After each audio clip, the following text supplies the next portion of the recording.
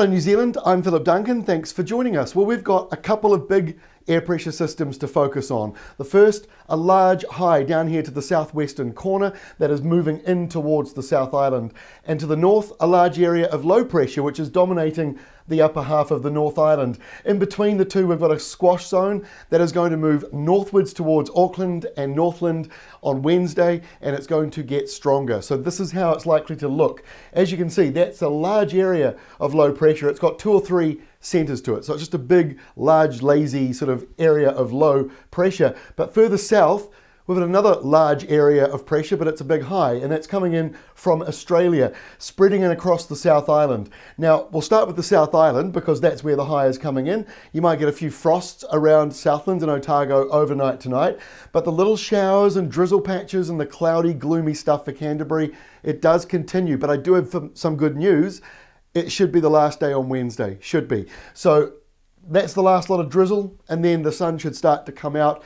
And by Thursday, we hope it's much better in Canterbury for a number of days beyond that. But in the north, because of that low and because of this expanding high, you can see all those isobars, they're getting squashed together. That's the squash zone.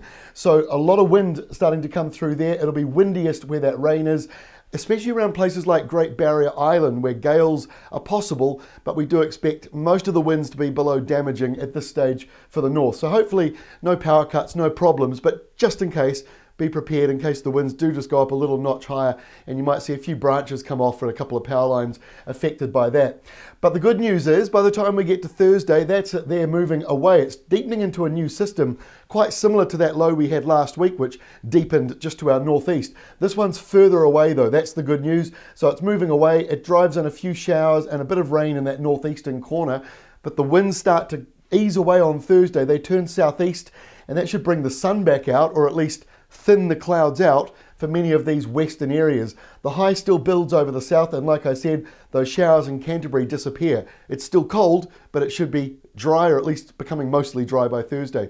And by Friday, it should be dry, because the theme for the next week ahead is actually drier than usual in many eastern and central areas of both islands. So that is the good news, because as we head in towards the weekend, this is high pressure to the north. You got windy westerlies down to the south, but on Saturday they're really down in the Southern Ocean. You might start to feel them around Southland and Otago. Might even lift the temperatures up by a few degrees as you head in towards the weekend. So that's another positive. And then we end on Sunday where it should be even warmer because you got the nor'westers coming back.